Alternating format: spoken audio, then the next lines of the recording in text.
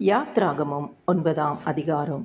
பின்பு கர்த்தர் மோசேயை நோக்கி, நீ பார்வோனிடத்தில் போய் எனக்கு ஆராதனை செய்ய என் ஜனங்களை போகவிடு, நீ அவர்களை விடமாட்டேன் என்று இன்னும் நிறுத்தி வைத்தாயாகில், கர்த்தருடைய கரம் வெளியில் இருக்கிற உன் மிருக ஜீவன்களாகிய குதிரைகளின் மேலும் கழுதைகளின் மேலும் ஒட்டகங்களின் மேலும் ஆடு மாடுகளின் மேலும் இருக்கும்.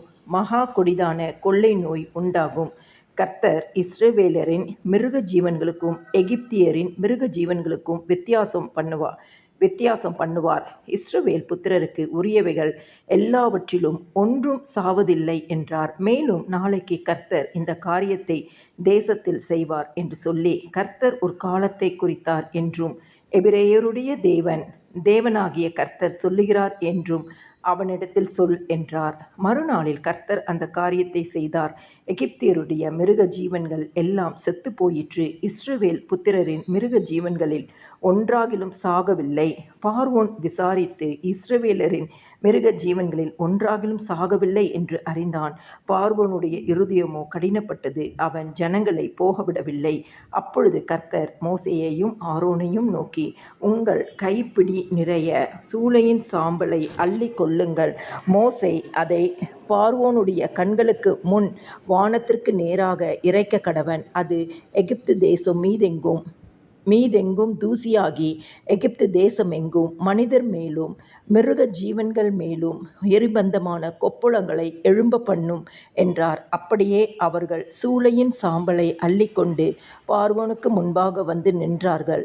மோசே அதை வானத்துக்கு நேராக இறைத்தான். அப்பொழுது மனிதர் மேலும் மிருக ஜீவன்கள் மேலும் எரிபந்தமான கொப்புளங்கள் எழும்பிற்று. அந்த கொப்புளங்கள் மந்திரவாதிகள் மேலும் எகிப்தியர் எல்லார் மேலும் உண்டானதினால் அந்த கொப்புளங்கள் நிமித்தம் மந்திரவாதிகளும் மோசேக்கு முன்பாக நிற்கக்கூடாது இருந்தது. ஆனாலும் கர்த்தர் மோசேயோடே சொல்லியிருந்தபடியே கர்த்தர் பார்வோனின் இருதயத்தை கடினப்படுத்தினார். அவன் அவர்களுக்கு செவி கொடுக்கவில்லை. அப்பொழுது கர்த்தர் மோசேயை நோக்கி, நீ அதிகாலமே எழுந்திருந்து போய் பார்வோனுக்கு முன்பாக நின்று எனக்கு ஆராதனை செய்ய என் ஜனங்களை அனுப்பிவிடு. விடாதிருந்தால் பூமி எங்கும் என்னைப் போல வேறு ஒருவரும் இல்லை என்பதை நீ அறியும்படிக்கு இந்த முறை நான் சகல வாதைகளையும் உன் இருதயத்திலும் உன் ஊழியக்காரர் மேலும் உன் ஜனங்கள் மேலும் அனுப்புவேன். நீ பூமியில் இராமல் நாசமாய் போகும்படி நான் என் கையை நீட்டி உன்னையும் உன் ஜனங்களையும் கொள்ளை நோயினால் வாதிப்பேன். என்னுடைய வல்லமையை உன்னிடத்தில் காண்பிக்கும்படியாகவும் என் நாமம் பூமியில் எங்கும் பிரஸ்தாபமாகும்படியாகவும் உன்னை நிலைநிறுத்தினேன். நீ என் ஜனங்களை போகவிடாமல் இன்னும் அவர்களுக்கு விரோதமாய் உன்னை உயர்த்துகிறாயா? எகிப்து தோன்றிய நாள் முதல் இதுவரைக்கும் அதில் பெய்யாத மிகவும் கொடிய கல்மழையை நாளை இந்நேரம் பெய்ய பண்ணுவேன். இப்பொழுதே ஆள் அனுப்பி உன் மிருக ஜீவன்களையும் வெளியில் உனக்கு இருக்கிற யாவையும் சேர்த்துக்கொள். வீட்டிலே சேர்க்கப்படாமல் வெளியில் இருக்கும் ஒவ்வொரு மனிதனும் மிருகமும் செத்து போகத்தக்கதாய் அந்த கல்மழை பெய்யும் என்று எபிரேயரின் தேவனாகிய கர்த்தர் சொல்லுகிறார் என்று அவனுக்கு சொல் என்றார். பார்வோனுடைய ஊழியக்காரரில் எவன் கர்த்தருடைய வார்த்தைக்கு பயப்பட்டானோ அவன் தன் வேலைக்காரரையும் தன் மிருக ஜீவன்களையும் வீடுகளுக்கு ஓடிவர பண்ணினான். எவன் கர்த்தருடைய வார்த்தையை மதியாமற் போனானோ அவன் தன் வேலைக்காரரையும் தன் மிருக ஜீவன்களையும் வெளியிலே விட்டுவிட்டான். அப்பொழுது கர்த்தர் மோசேயை நோக்கி, எகிப்து தேசம் எங்கும் மனிதர் மேலும் மிருக ஜீவன்கள் மேலும் எகிப்து தேசத்தில் இருக்கிற சகலவிதமான பயிர் வகைகள் மேலும் கல்மழை பெய்ய உன் கையை வானத்திற்கு நேராக நீட்டு என்றார். அப்படியே மோசே தன் கோலை வானத்திற்கு நேராக நீட்டினான். அப்பொழுது கர்த்தர் இடி முழக்கங்களையும் கல்மழையையும் அனுப்பினார். அக்கினி தரையின் மேல் வேகமாய் ஓடிற்று. எகிப்து தேசத்தின் மேல் கர்த்தர் கல்மழையை பெய்ய பண்ணினார்.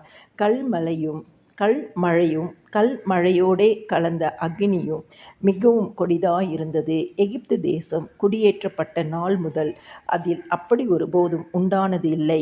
எகிப்து தேசம் எங்கும் மனிதரையும் மிருக ஜீவன்களையும் வெளியிலே இருந்தவைகள் எவைகளோ அவைகள் எல்லாவற்றையும் அந்த கல்மழை அழித்து போட்டது. அது வெளியின் பயிர் வகைகளை எல்லாம் அழித்து வெளியின் மரங்களை எல்லாம் முறித்து போட்டது. இஸ்ரவேல் புத்திரர் இருந்த கோசேன் நாட்டிலே மாத்திரம் கல்மழை இல்லாதிருந்தது. அப்பொழுது பார்வோன் மோசேயையும் ஆரோனையும் அழைப்பித்து, நான் இந்த முறை பாவம் செய்தேன். கர்த்தர் நீதியுள்ளவர், நானும் என் ஜனமும் துன்மார்க்கர். இது போதும். இது மகா இடிமுழக்கங்களும் கல்மழையும் இந்த மகா இடிமுழக்கங்களும் கல்மழையும் ஒழியும்படிக்கு கர்த்தரை நோக்கி விண்ணப்பம் பண்ணுங்கள். நான் உங்களை போக விடுவேன். இனி உங்களுக்கு தடையில்லை என்றான். மோசே அவனை நோக்கி, நான் பட்டணத்தில் இருந்து புறப்பட்ட உடனே என் கைகளை கர்த்தருக்கு நேராக விரிப்பேன். அப்பொழுது இடிமுழக்கங்கள் ஓய்ந்து கல்மழை நின்று போம். அதனால் பூமி கர்த்தருடையது என்பதை நீர் அறிவீர். ஆகிலும் நீரும் உம்முடைய ஊழியக்காரரும் இன்னும் தேவனாகிய கர்த்தருக்கு பயப்பட மாட்டீர்கள் என்பதை அறிவேன் என்றான்.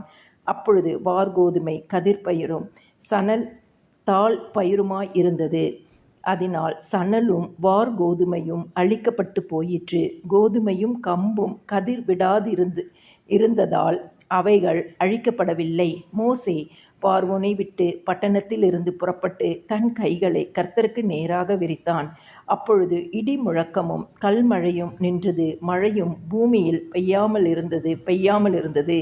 மழையும் கல்மழையும் இடி முழக்கமும் நின்று போனதை பார்வோன் கண்டபோது அவனும் அவன் ஊழியக்காரரும் பின்னும் பாவம் செய்து தங்கள் இருதயத்தை கடினப்படுத்தினார்கள்.